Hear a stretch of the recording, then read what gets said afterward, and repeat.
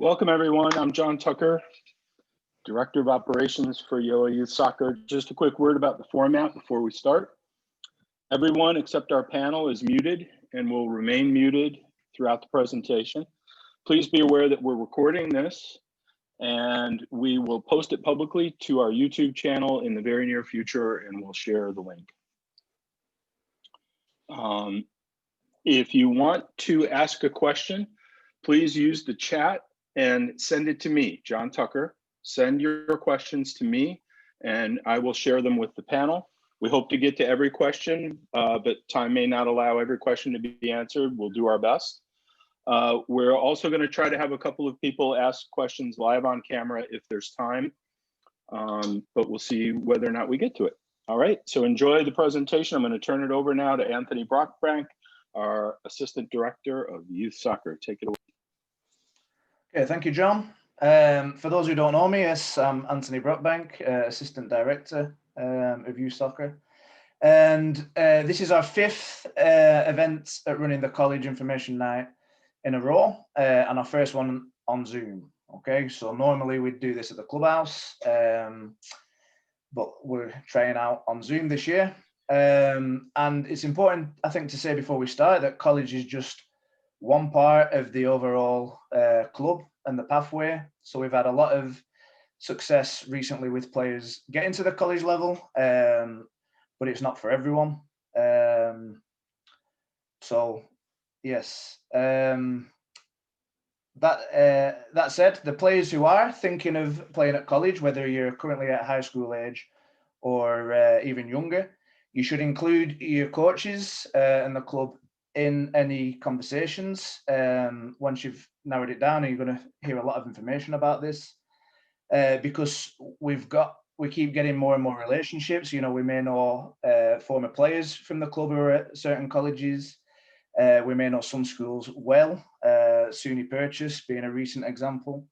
Or we also keep in touch with a lot of the coaches from these events and from colleges where our players go. And two examples of tonight are coaches who have left New York City, but we're still in contact with them. And, you know, we have a lot of advice to give. So please include us in all the process, and then we can help you as much as possible. And I know a lot of parents younger than high school ages recently have been asking how the club helps for college. So with the event being on Zoom this year, although the clubhouse is a lot smaller, so we're able to invite much more people this way. So hopefully we've got people of all different ages just to get some information. So how the event is going to work. The schedule for tonight, I'm going to talk as quickly as possible. Then I'm going to ask some prepared questions with our guest coaches. Then we're also going to hear from a videographer briefly. We have a former player of the club, Mads Pfeiffer, who's at Division I college in Virginia. He's going to talk about his experience. And then, as John mentioned, all questions can go through to him. Our guest for tonight, we have Casey Sommers from the Catholic University of America Women's Soccer, formerly of John Jay College here in New York. We also have TJ Kostecky, good friend of the club, currently at Bard College, Men's Soccer Division III, but also had 20 years at LIU Brooklyn, which was Division I. And we also have Frank Vertullo from Queen's College Men's Soccer, head coach, and that's Division II, okay? Really good guests. Everyone's already helped us out in previous years, and I know they're going to give you lots of valuable information. Okay. So as I mentioned, we do have a lot more players since running this event, taking the information on board and helping them to navigate the process. We've had boys and girls play at different levels in different states across the country, from D1 to D3. And some of those boys made it back recently in December for our first ever alumni game, as you can see on the right-hand side of the screen here. And although we had some players who were at college soccer, we also had a lot who were just playing club soccer. And one thing we pride ourselves in the club is trying to get trying to give players a lifelong love of the game. So even though some chose to make that step and were successful at playing in colleges, we also had a lot who were just happy to come back and play soccer with the club on a cold December morning. And that's something we really value, because we see a lot of other clubs locally trying to push college scholarships at too young an age, and then they don't have many 11v11 teams. So for us to see so many older players wanting to come back and keep playing and just have the simple love of the game is excellent for us to see. We also have Henry Reyes, who attended these events the last couple of years, and he learned the importance of being proactive and direct with the colleges, and by doing a lot of work on himself. He now has a spot at Clark University, Division 3, and he also won the CGSL League-wide Herbert Heilpern Scholarship, which is a great achievement because it's based on the whole league across all 5 different boroughs, and Henry managed to get that. So we're really pleased for Henry. And as I mentioned, we have Mads with us tonight, who currently playing at Longwood University in Virginia, Division 1. Last year, we also had Coleman Cassidy appear at our in-person college night. And we've started to add that as well as college coaches to have players, so that they can give their perspective and to see the differences between club soccer at a youth level and college soccer, and also to inspire all the young players who are watching hopefully tonight to see that other players from Gjøa have made the jump and that you can too. Okay, as we'll shortly hear from the college coaches, it's useful to record a highlight video. And this was true even before the pandemic, maybe more so now. So the club made a significant investment into purchasing a camera that has a rig that can film from a good height. And this allows the college coaches to get a tactical perspective of the game that isn't possible from any recordings at ground level. The club has already recorded a lot of games and will keep recording certain games from U16 and above. And this enables players to have plenty of clips to make highlight reels that can be sent out to coaches. And to help with that, we reached out to college coaches that we know, including TJ, who's with us tonight, for example, for the best tips to help with these videos. And you'll be able to hear more on this soon for yourselves. And you can make your own videos if needed, but we also have a friend of the club who's a videographer, Ashton Evetts, who's already made 8 to 10 quality videos for some of our oldest players. And you can see an example on the right-hand side here. And we will send that entire video out following this event. This is just an option, but I'd like to introduce Ashton here to say a few words about himself. Thanks, Anthony. Hey, everyone. Yeah, so I've been friends with Lee Kellett for quite a while, and we recognized a need for these highlight videos, especially lately with, college coaches not being able to travel everywhere to watch you play.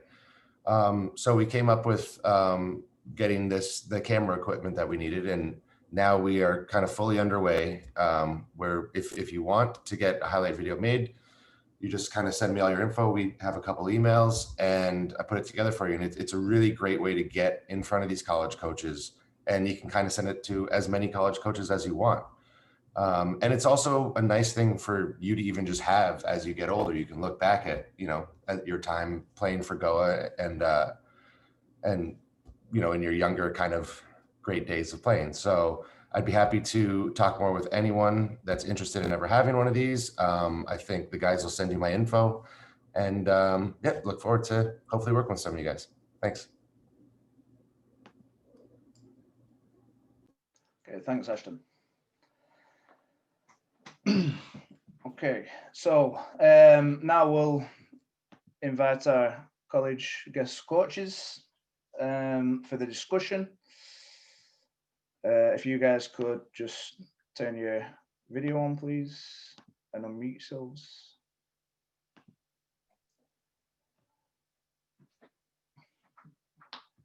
Okay, so yes, welcome to you all. Thanks again for joining us. if here we have Casey Sommers from the Catholic University in DC. We have TJ Kostecky from Bard College and Frank Vertullo from Queen's College. So the first question, and as we've discussed, I'll put it to one of you at a time, but everyone can jump in. I think one of the main things to help players is what is the timeline of the recruitment process, and when is the best time to start thinking all about this. So TJ, if we could start with you, please. Thanks, Anthony. Thank you for having me on, and welcome everyone. I'm excited to be here. Anthony and Lee and the club you're in a special place right now where they deeply care about your development, and I'm excited that I'm back on board to help out. In terms of timelines of when to start thinking about things, I would say for sure by your sophomore year, you should start having an idea. So what I would do is sit with your parents and decide on, put together a list of schools. And the list should include what I like to say is 3 categories. Your reach schools, schools as you're likely to be admitted to based on where you are academically by your sophomore year, and your safety schools that are for sure schools that you're interested in. And I always recommend 5 to 7 minimum of each category. And the reach schools, of course, whether it's a high soccer school or a high academic school, that would be a dream school. And this list should be evolving over time for you as you discover and look into more schools that are of interest to you. And the best time really would be to start doing it your sophomore year. Could be the summer of your sophomore year, so we'd start evolving, and then you start making plans as you move forward from there. I have a lot more information, but I'll let other coaches share and then add as needed.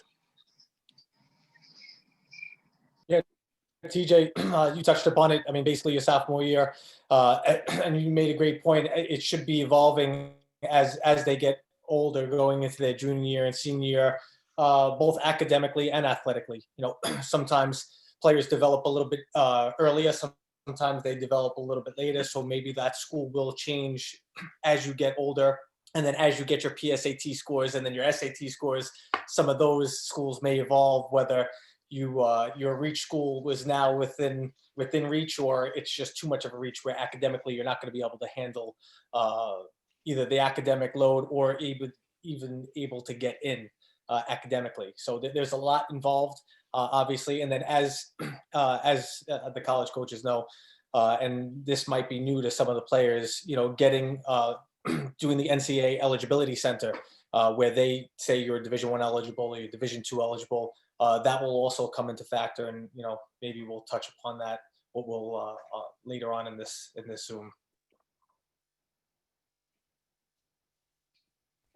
Frank. Okay, so next question. I'd like to start with Casey, please. Can you give us some insights on what a player has to do to get recruited into college, both before and during the pandemic, so a typical year, and also this situation? Is it emailing, ID clinics, videotaping? What are your thoughts on that? Yeah, so attending this event is a good start.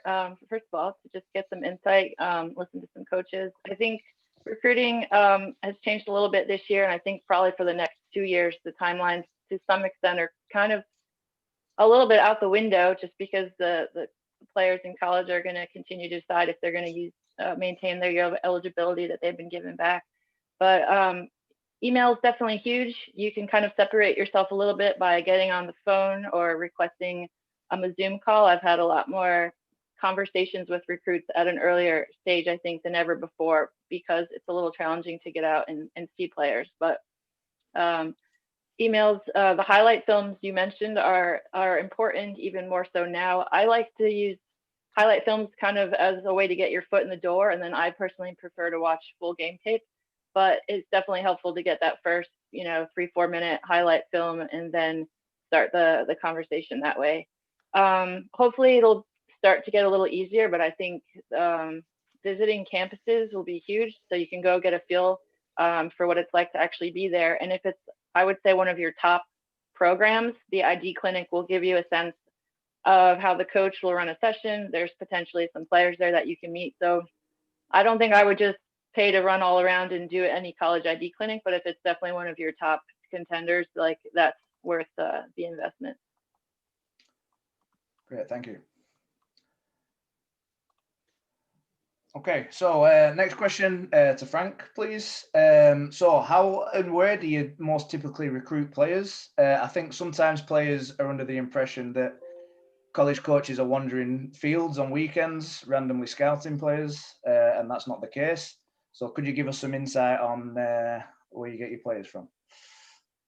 Okay, so for Queens College, obviously I'm going to speak on behalf of Queens College, but understand that every school is different. Now, Division II is heavily favored towards foreigners, just because there's a lot of different rules in Division II between age and all that stuff. So Division II tends to be a little bit more on the foreign end than local. But a school like Queens College, where tuition is $6,500 for the year, or that's like $6,800 for the entire year, and it's a high academic school, our scholarship budget doesn't really allow us to recruit foreign that much. We can only have a couple sprinkled in. So I mostly recruit from New York. And the way I recruit is, I get between 40 and 50 emails a day from recruits. And a lot of them are from internationals. But I do get about 40 or 50 a day. So I contact them. I see what clubs they're playing for, what level they're playing at, whether they're here in New York or locally or foreign. And then I will go see the next tournament or the next club game that they're playing, and I will go watch them play if I'm interested. I will invite them to an ID clinic. ID clinic is an excellent way to see a player with other recruits that you may be looking at. But again, in terms of the pandemic, what we're going through right now, like Queens College campus isn't even open. Like I haven't been on campus in like almost a year now. It's like 10 months. They won't even let me on campus. So like it's been very difficult. The kids that I've been recruiting over the last 9 to 10 months, it's been so hard where they haven't even been able to come for a visit to see the campus, to get on there, let alone an ID clinic. So understand that the process is going to be a little skewed, and it could be skewed for the next year. Like we just got a word from the conference, and most of the conferences around us, like the Northeast 10, the ECC, all those seasons that were in the fall that got canceled, that got pushed to the spring, now they've been canceled again for the spring, and we're just focusing on the fall. So it's going to be a rocky road. It's going to be a difficult road, but everyone's going to do the best they can to recruit. Okay, thank you. Anything to expand on that from our other coaches with the different levels or rules? Okay. Yes. Yes, TJ, please. In addition to the ID camps that are difficult right now, as Frank mentioned, there are a couple of companies that are national companies that are doing one-day clinics, and I've worked about a half dozen of those during the pandemic, where they've done all the testing, temperature in advance, and that they have been very good. Where there's anywhere from 5 to 6 coaches that are attending those, college coaches. So I would also encourage you to look into that. And there are one-day clinics. I've done half dozen in New York. I did in Pennsylvania, Connecticut, New Jersey. So that's another avenue for you to look into as well. One of the things that I want to touch on, you heard that Coach Frank said that he gets 30 to 40 emails a day. So big thing here is that you need to differentiate yourself. When you send an email, make sure that to get Coach Frank's attention or my attention, do your homework. Don't just send out generic email that doesn't include something about Queens specifically, because you get lost. For example, I just got an email yesterday from a player who was very specific. He said, Coach, I saw that you coach in North Carolina for many years. I've seen that you rebuild programs. I'm excited about that. I want to be part of this. My dad and I just moved to Chicago with my mom. He took a new job. You perhaps know some of my coaches. I'm interested in this major at Bard. So right away, that young man did a lot of his homework. So when you talk about those, when I talk about those 5 to 7 schools in each category, I would strongly encourage you to go on the website, look and see about Casey's background, Coach Casey's background, how the team did, do something specific, because that'll tell us that you're starting to really be interested in us and not a generic, just a generic email. Okay, thank you. You mentioned some companies there, TJ. Do you have any names of those to help us? Sorry. Yeah, the 2 companies are Exact Sports, and I know one of the gentlemen that's involved, the principals in that. They do it. Can you hear me now? Thumbs up? Yeah. Okay. One of them is Exact Sports, and it's top shelf, very diligent. They do an evaluation, a very detailed evaluation. You have a college coach that's assigned to you that evaluates your performance, very specific. There's also some video that's available there, they film it for you. That's what I recommend. And there's also Future 500, which is another camp that has a lot of coaches that attend. So those would be the 2. Exact Sports and Future 500 are 2 very good ones. And also other coaches could attend too. So Coach Casey, Coach Frank, they're able to attend those and reach out to see you. Yeah, absolutely. Also, real quick, I'll jump in. Another company is EndGo. They're actually very big on Long Island, Queens, Nassau County. They have a lot of participants. They got a lot of college coaches participating in it. I know my staff actually does help out in that, and that's actually, they do an elimination process. They're not taking just anybody. You have to basically make those rosters in order to participate in the showcases, and those are very high level, very good as well. EndGo, and I know the people who run it very well. So if anybody wants that information, just please email me and I'll forward that information on to any players. Okay, thanks, Frank. Okay, so next question I have, we'll stick with TJ for this. I think you're a great example.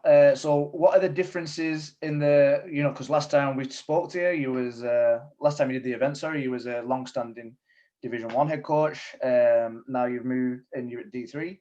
So what are the differences between the standards and expectations or any rules, including scholarships, between the different divisions?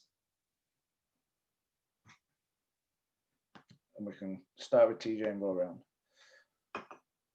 You can hear me? Thumbs up? Yep.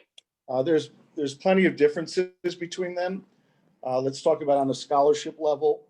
Division 1 fully funded programs on the men's side offer up to 9.9 scholarships. Not every college offers that. On the women's side, I believe it's up to 13 full scholarships on the Division 1 women's side. D2 men, I believe the last, was it, Frank, like 9, I think, right? 7 to 9? Yeah. Help me with that. 9.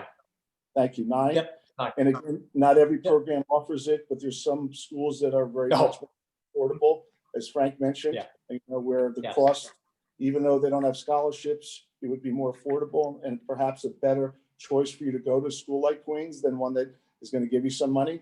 The Division 3 level has only need-based aid or merit aid based on academics. They're the primary sources of assistance. So those are the differences in terms of the finances. In terms of expectations, time-wise, at the Division 1 level, and Mads can talk more about that when he speaks, you really are, maybe a strong word, at the mercy of some coaches on the Division 1 level, because their jobs depend on winning and being successful. So your time is much more limited on the D1 level than the D2 or the D3 level. On the D3 level, you're able to have more of a balance. You could do the academic piece, you could do the soccer piece, and you can be involved in activities, clubs that you're passionate about on campus. On the D3 level, you could study abroad. So I encourage players at my level to study abroad, which is very popular and very common in junior year. So you can go abroad and have that experience as well. My oldest daughter played D1 at Davidson College. My youngest played D3 at Gettysburg College. So as a parent, I've been on the other side as well, and I have a pretty good lens on that part. There's a lot more differences in that, but I'll leave it to Casey and Frank to add, please. Yeah, sure. Before I was at John Jay, I was the assistant at Fordham University, which is Division I, right there in the Bronx. And just to kind of put emphasis on the number of scholarships that TJ mentioned, it's not like basketball or volleyball where they're just handing out, 10, 12 full scholarships to complete their roster. So keep it in mind that you could still be a super talented player, but they have to divide that amongst, 25 to 30 players. So maybe it's just recognizing the expectation to get paid to go D1. And then same as you, I encourage 40% of our students use a study abroad opportunity. So basically the expectations I have for my players when we're training and when we're working out, it's no different for D1 or D3 with regards to that, but there's a lot more free time in that second semester to use to take advantage of offerings that your college has that you may be limited to at the Division I level.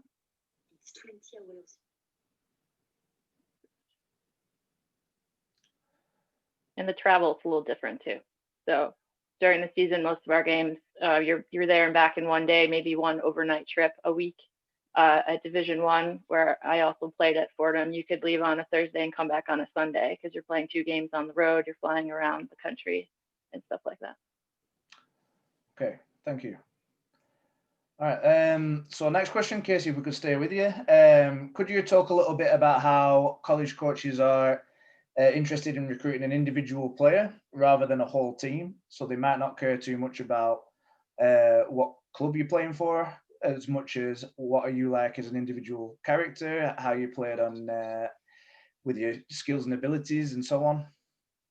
Yeah, for sure. And to extend that, even when we go watch players, right? We don't care if you're losing the game necessarily. I know people are like, oh, I won this tournament, but when we go recruit, I'm going and I'm looking at the player to see how they would fit with my program. So in general, I'm looking for the best combination of that good character, the good personality that I know will bring some positive energy to the community that we have at Catholic, with the best academics that is a good fit for my school, and then the best possible soccer IQ or athleticism. So it's kind of like a three-pronged approach, but we're definitely looking to see how you would contribute to what we have and how that would fit in. So I'm looking for, the best possible combination of those things, and your club will do the work to get you guys showcased, to schedule those games, to go to those tournaments, and then a lot of the recruiting work will fall on you. I know he suggested keeping them in the loop, which is huge, especially now in the pandemic. I've had way more conversations with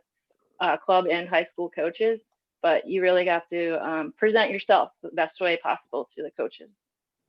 Great, thank you. Frank or TJ, want to expand on that? Or yeah, I mean, listen, if I'm going to recruit a player that I feel is going to fit perfectly with my squad, and they're going to fit academically in my school, because it is a high academic school, Queens College.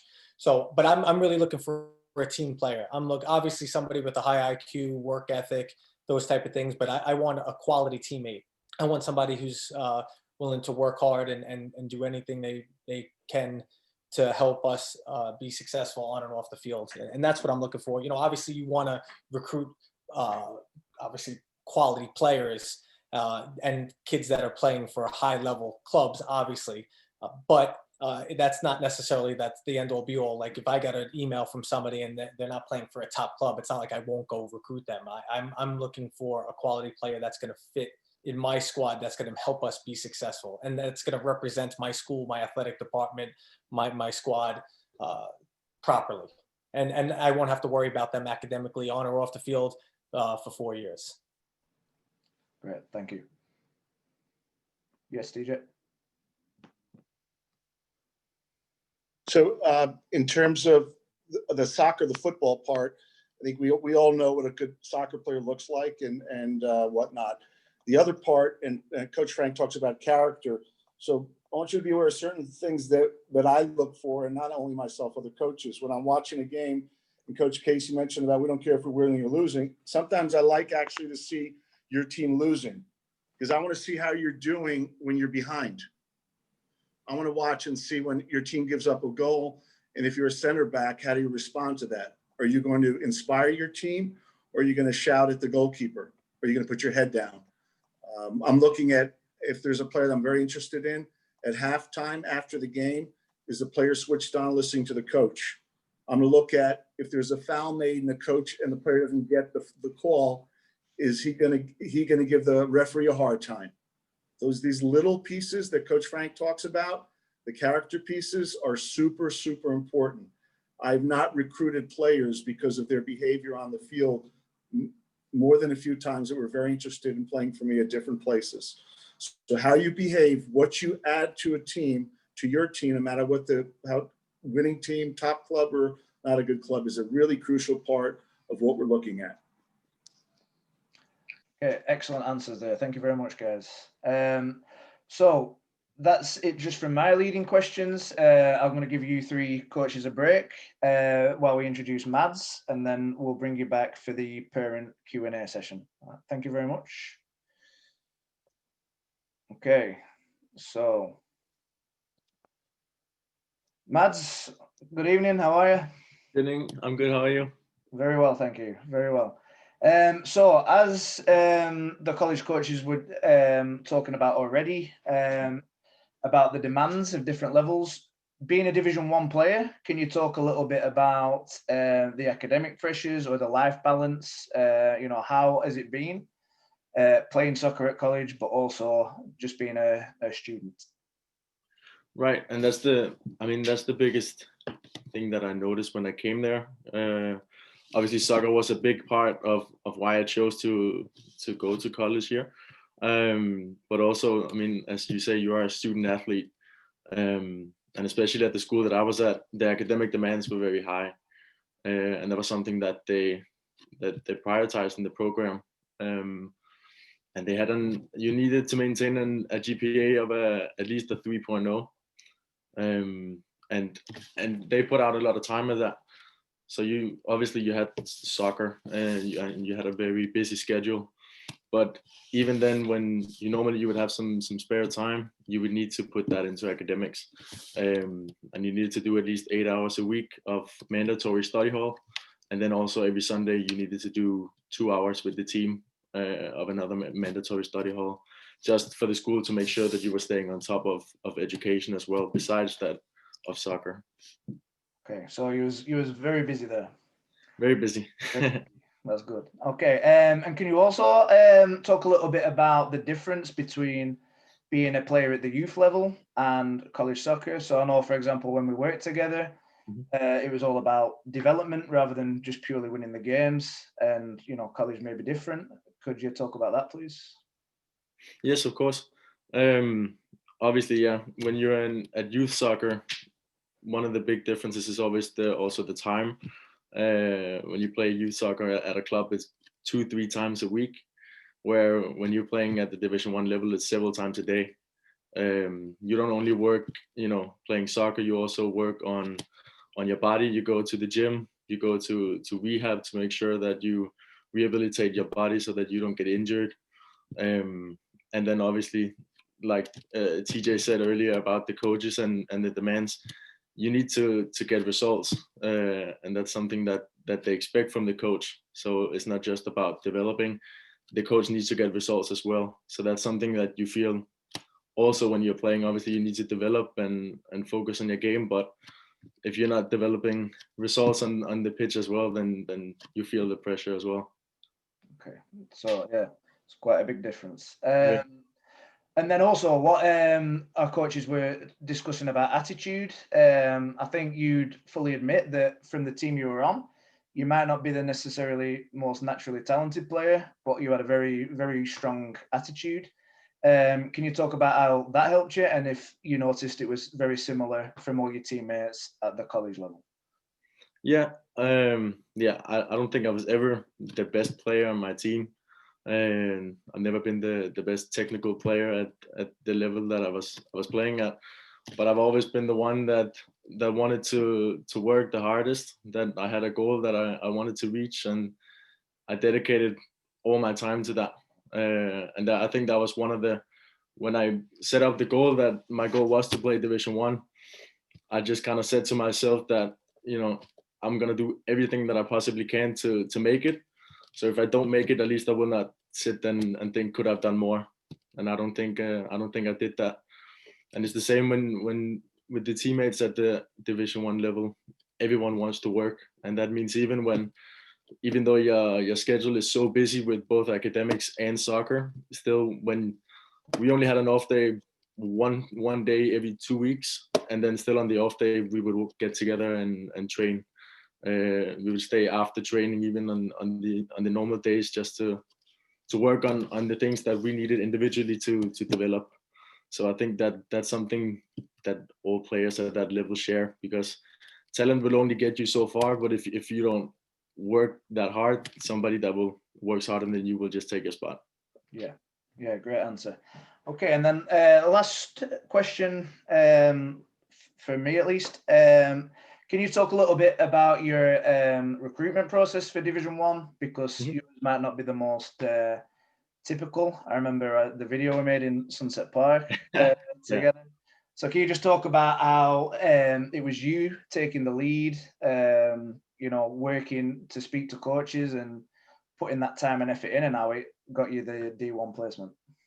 Yeah, obviously I came from Denmark, so I wasn't used to the system at all. So it was really by my junior year that I really went all in to play Division 1 college. And that was also, I only played youth soccer. I started at a club in my senior year, you know, in order to get some more experience playing, obviously, with a club before going to college. So I did everything. I was emailing a lot of coaches. I went to some ID camps as well for some of the D1 programs. Also to get a chance to talk to Division 1 coaches to see to get them to evaluate my game before the recruiting process really started. So my junior year and my sophomore year, just to see where I was at and to get some feedback to, well, what do I need to improve and work on in order to get to that level. So it was just constant emailing. I had a Skype call as well with some coaches as well in order to get a face on. I think that's very important. Also, like TJ said in your email, it's very important. They get so many emails every single day. So it's very important that you stand out, because otherwise you're just gonna fall through, because there's so many kids that want the spot on a college team, and there's only so few. So it's very important that you do something that make you stand out. Okay, thanks very much, Mads. Thank you. Okay, we'll go back to the college coaches now. We have some parent questions coming in. Mads, there may be questions from parents towards yourself coming in, so if you can stay with us also. So this is to all three, to give your own input, please. Can you explain what you would like to see in a highlight video? You know, how many games would be involved in the clips? How long should it be? Is there any, you know, music you should avoid? You know, what's your personal preference for what you look for in a highlight video, please? If we could start with Frank. Yeah, you don't have to get too caught up with the music. I know some of the stuff I get is is entertaining. I do like to say, I like to see both. I like to see short clips, but I also do like to see either a half a game or a full game, because I want to see it. Listen, it's wonderful, and everyone's going to look great when I get like a 4 or 5 second clip when he's receiving the ball and then he distributes it. That's great. But I want to see what he's doing after that. What's he doing off of the ball? Is he dropping into space, getting that ball, and we're facilitating the play through him? Is he checking down to the ball? If I'm looking at a forward, what's he doing up there while the midfielders and the defenders have the ball? I want to be able to see all that. So a highlight film for me should be small clips, but I would also want to see a half game, full game. And then obviously if I'm interested, I'll invite him to an ID clinic. I'll go watch him play for the club or high school. and then start the recruiting process that way. But I would like to see both. I want to see the whole thing, not just a snapshot. Thanks, Frank. Casey, can you expand on that, please? What do you? Yeah, I agree with everything he just said. It's funny you made the comment about music. I've received emails where in the email text they say, I apologize for the song, I didn't pick it. So to whatever extent you could actually, take ownership of the video or the highlights that are being chosen so it's the best representation of you, I think that would go a long way. And I would just say when you're pausing your highlight to put the arrow or the spotlight on you, just be careful of when you do it, because sometimes it pauses right when you're about to do the action or take the touch, and it kind of takes away from the flow or the play. And like you said, make sure it's a few seconds after you make a good move so we can see what's happening in that extent. I think 4 or 5 minutes is a good amount of time if they're quality highlights. And then I would follow up with, like you mentioned, a half or a full game. Okay, thank you. And just Anthony, just to expand on that real quick. Yeah. Try to have, when you're doing the highlights, try to have it of multiple games, because there's, sometimes we don't know the level that you're playing against. So sometimes I get a highlight film and it's like 4 or 5 minutes long, which is great, but it's all against the same exact team and you're just dominating. And it's like, how good is this team? How bad is this team? And if there's a choice between music and no music, don't put music in. Especially when I was a center back, I want to hear the center back. A lot of times on the video you can hear them talking. I want to hear direction. I want to hear how vocal they are. If I'm recruiting a goalie, I want to hear what they're saying. I don't want to listen to music. So if you can avoid that, I would definitely do that. Great, thank you. TJ, I know you've helped us out with your input. Can you talk about that, please? So here's 2 very important points. Make sure you lead with your best clip. We're very, in terms of impressions, the first impression you make with anybody in your life is the memory that's the most powerful memory. So whatever you do, your first clip, make sure it's your best clip, so you get our attention, because we're watching video all the time. And make sure you finish with your second best clip, okay? In terms of time, 3 to 5 minutes is plenty, echoing what the coaches said. In terms of what we're looking for, if you are a center back, like Coach Frank mentioned, we want to see you connecting passes. We want to see you on the ball, comfortable on the ball, because at all of our levels, we don't want our center backs just launching the ball, down the wing. Certainly there's times to do that out of pressure, but are you connecting passes? When the right back has the ball, are you stepping in behind to provide support, your angle of support? Are you winning balls as a center back? So the function of your position is very, very important. If you're a striker, obviously we know strikers need to finish goals, need to connect passes. We need to see defensively, when the ball's lost, show clips of you tracking back, winning the ball, or creating a turnover so the midfielder or center back gets the ball. Those little things in terms of how we're going to separate you from someone else. Okay, great. And when a player's emailing, it's fine to include a highlight video straight away, or is it better to send it? Yeah, okay. So right away. Right away, perfect. Because you're all busy. Okay, we have another question from a parent. Is there any advice for players graduating in 2021 with the current restrictions? What's the best way to navigate that?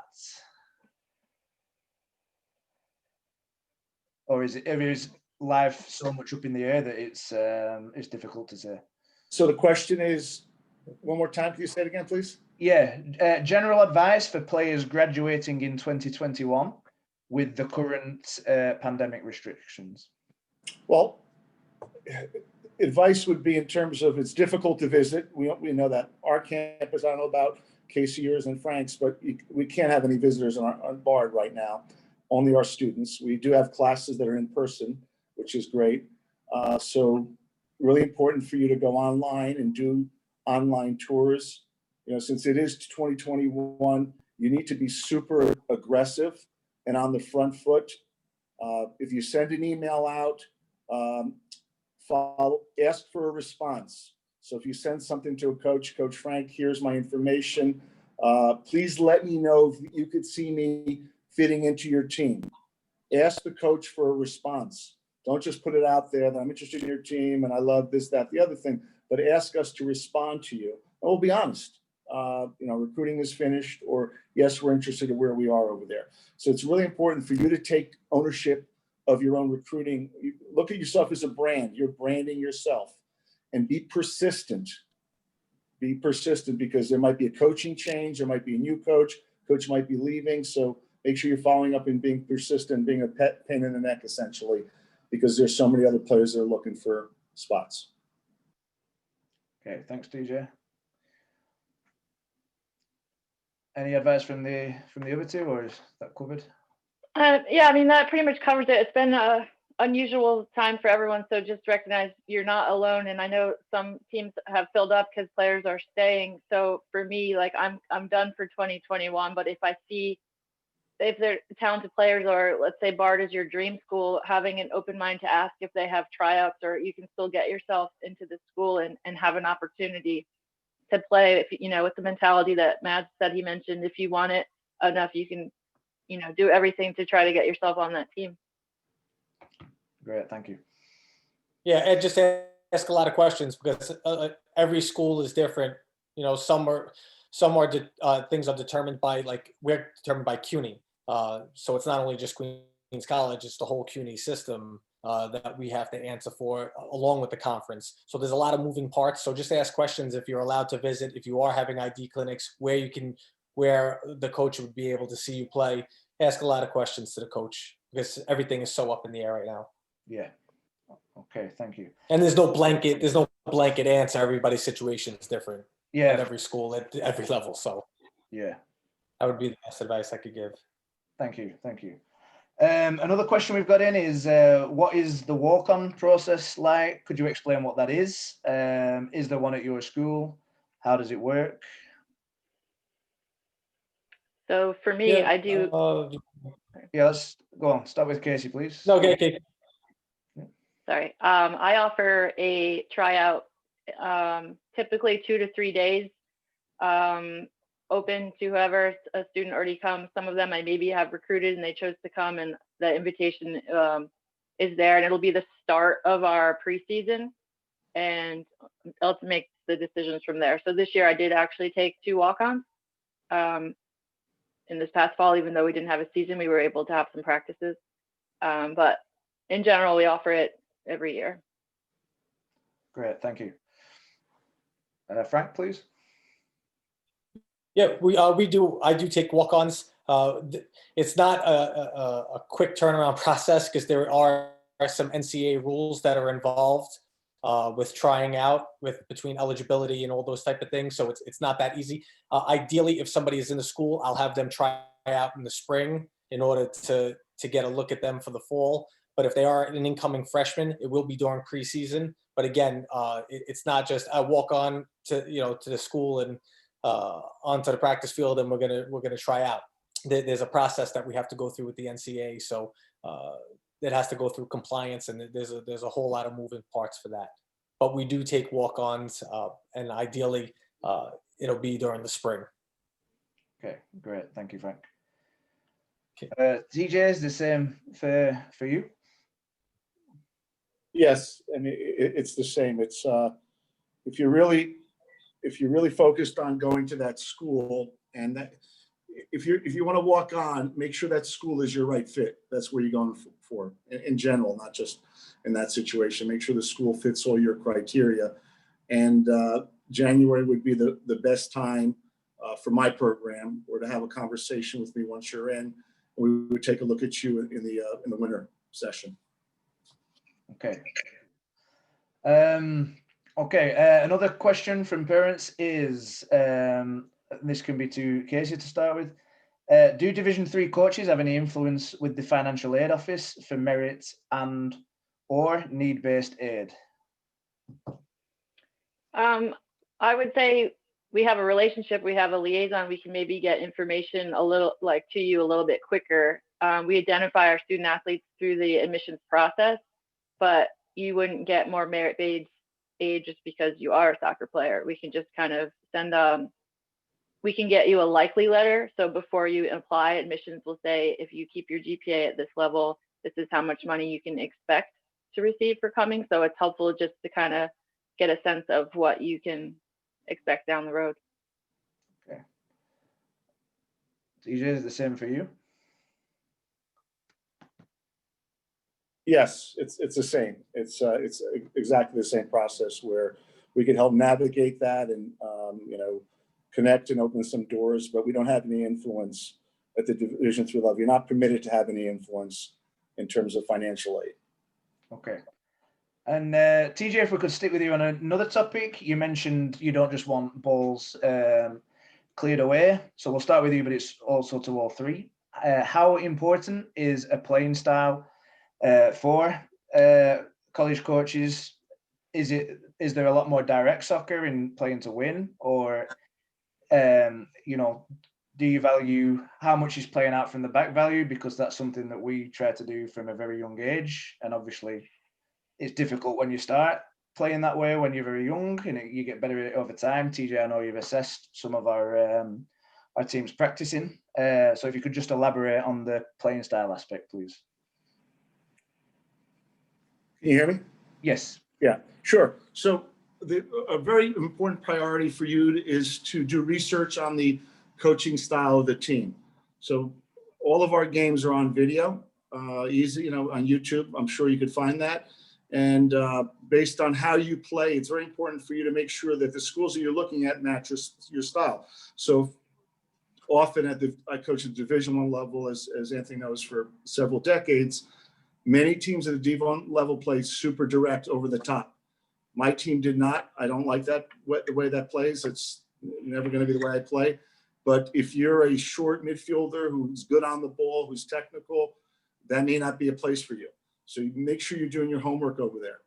At Bard, for me, same style. We keep the ball, we move the ball, we possess it. I don't overcoach. Anthony knows I've done a certification of vision training for the club, and Lee as well. Less information is more. So if you have trouble with a coach that's yelling and screaming, make sure you identify that. You know, if that gets you nervous, and a lot of players do, then you need to do your homework and talk to players and look at video and find out what kind of a coach that is. So for me, again, I'm a possession style coach. I do very little talking on the field, like almost none. And I empower the players to make the decisions and help them figure things out and solve problems. If I answered that, hopefully I answered that as best as makes sense. No, yeah, great answer. Would Casey or Frank like to elaborate on the playing styles they see within their conference? Yeah, I honestly, it depends on the program.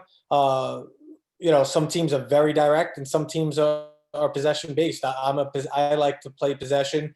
I like to play through midfield, move the ball around with speed, get it forward. And you know, obviously, I would like players that I'm recruiting that are going to fit that style.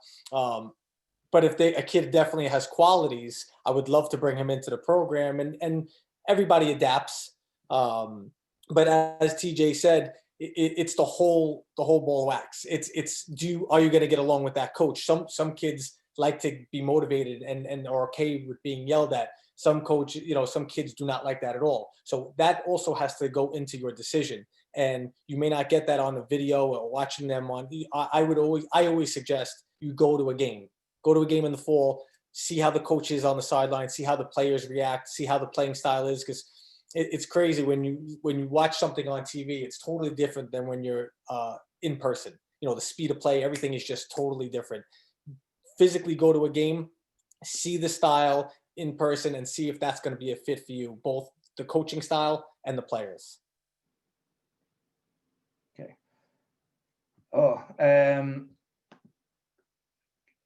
Mads, we'll come back to you. Casey, can you talk about yours, and then we'll jump to Mads as a player's perspective. Yeah, just quick. I mean, I think they covered it. played at a college where the coach played a 3-5-2 no matter what, and just recruited players who could play that system. And I have a different approach to that. And I think every school is different. There's definitely qualities of play that I'm looking for that can, I think, be effective in any system. I like to have more of a high-powered offense. I like to use the flanks. I like aggressive players. Definitely, but occasionally there'll even be Division III programs that just send long balls. They'll all get behind the ball and then send it to a forward. So I like to recruit the best possible players and find a system that works for that. It's a little different than club where you have the same players every year. So you have to adapt year to year. For me, that's where I'm at. But. Okay, thanks, Casey. All right, Mads, how was it for you? The difference was there any difference, or did playing the way that we play at Gjøa help you when you got to that level? How was it? Yeah, definitely. I remember when I came over here from Europe, so I was used to the way more traditional style for center back. So it was more long balls, and we never really played out from the back. And I remember the first scrimmage that I had right after my tryout with Gjøa. I got the ball, and the first thing I did was just pass a long ball up to the forward. And then I remember you stopped the game to try to teach me a little bit of how we played the Gjøa way. And it's something that I needed to work on. And when you were talking about how you had to kind of figure out how does the teams play and how do you fit into that style. I was looking at several schools. One of them, St. Francis, which is in Brooklyn. They played with more long balls going forward. And I spoke with one of their players that played center back that was just telling me that obviously he liked playing that way, but going into the next level, he would have preferred more of a program that did play out from the back. Because it's going to obviously prepare you more for the next level, but also just because it makes you a better overall soccer player if you're able to do that. I've always been really good at playing the long balls out from the back because that's what I was used to. But at Longwood, where I'm playing, they only played out from the back. And when you see that as well at the D1 level, there's some that play long balls and there's some that play out from the back. And I think you start to see that more and more. And that was definitely the thing that I had to work on the most. That was my technical ability and being more comfortable on the ball also when pressure comes on. But I think now that I've put so much work into that, you're in a better position because you're able to do both things. And I think that's important. Yeah, thank you, Mads. Great perspective. We have another parent question coming in that says, I know we covered this earlier in one of the league questions, but where do colleges typically recruit from? Do you look for, do you have a preference over clubs versus high school teams, or is there another way to go? What is the most common source of recruitment? For me, it's showcases or tournaments, and a lot of the travel will dictate based on my recruiting budget or how many prospective students I think I'll see when I'm going. So I know there's a lot of showcases in New York, New Jersey, Florida. The only time I'll really go to a high school game is if I'm totally in love with the player and just kind of trying to seal the deal. Otherwise, the talent and the time at a showcase is more effective use of my time. Okay. Do you have run ID clinics, Casey, at your school? Yeah, we do about 2 a year, but as Frank mentioned, we don't have the ability to do that right now. I don't know that we will this spring either. So. Okay, thank you. Yeah, Frank, can you expand? Do you ever take a high school player? I do. It's not easy because that's our season as well, and we don't have a huge staff. So we're practicing every day and we're playing. So to go to a high school game is not always the easiest. But we mostly recruit from the club level tournaments, obviously ID clinics. But if I have a player that I really want, I will go to a high school game. And living out on Long Island, I always go to the Long Island Championship games, the Suffolk County Championship, the Nassau County Championship, Long Island Championship. We do go to those if we're looking at a player. It definitely can't hurt because at that point, at least the quality is somewhat there compared to, club. And we're doing showcases, but they're like, obviously our situation at Queens College, since we are a city university, and the tuition is so affordable for a New York person, it's hard for us to, we're not going to go down, to be honest with you. We're not going down to Potomac. We're not going down to Disney. We're not going to those tournaments because it's very hard for us to bring in a person out of state because the tuition is almost 3 times the amount for out of state or international. Okay. Thanks, Frank. And then TJ, before you elaborate, can we talk about if there is a showcase, you go to those already knowing the player that you want to see? Because I think a lot of players believe that if you just sign up for a tournament, a showcase tournament somewhere, that you're going to get scouted, like you're a professional player or something. So could you elaborate on that, please? Sure. So if you're in a showcase tournament or an all-star game, your club's playing in a tournament, it's super essential for you to reach out to the coaches. Almost every showcase tournament, we have to sign up in advance, and the tournament directors know that we're going to be there. So, for example, I just got back from Arizona. I was in Phoenix, Arizona, and it's the only national tournament that was sanctioned right now, the Surf Cup that's usually in California. It's the first time I've ever been to it myself. So about 4 days before I got there, I got about a half dozen emails from players. Obviously, when I went there, I was looking at top players I identified, but a half dozen players reached out to me. They already had a little bit of their highlight video from 2019 and said, I'm just interested in your program. And I went out to watch all 6 of them. Not all 6, actually 4 of them, because 2 I couldn't see. So it's really key that you are, again, proactive, because as Frank mentioned earlier, we get so many various emails. So the more proactive you are, the more on the front foot you are, the chances are going to be very good for you to be seen. Okay, thanks, TJ. Okay, so I think we're almost out of questions. So we'll give it another minute or 2 to see if any more come in.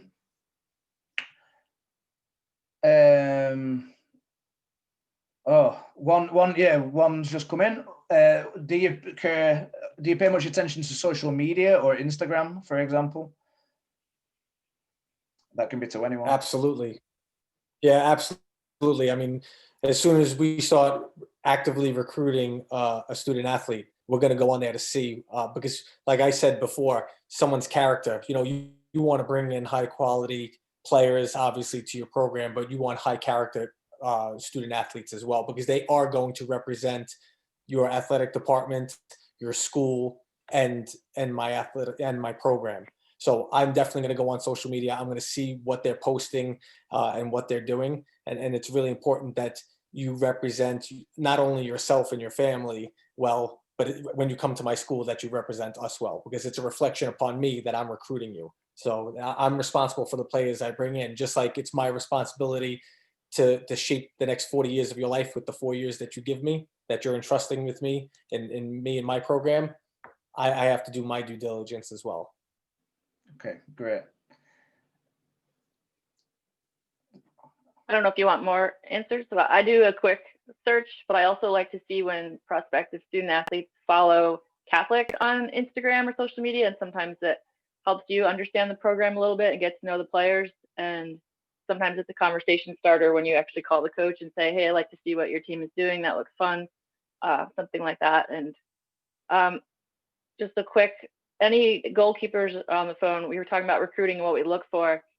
I just want to say a lot of coaches, if you're looking at a goalkeeper, you'll show up early, like during a warm up, to see them get touches and see what they're doing. Because in a game, you never know, how active they're going to be. So just know that, like TJ was saying, coaches are kind of always watching, showing up between games, how you're talking to your team and how seriously you may take your warm up as well.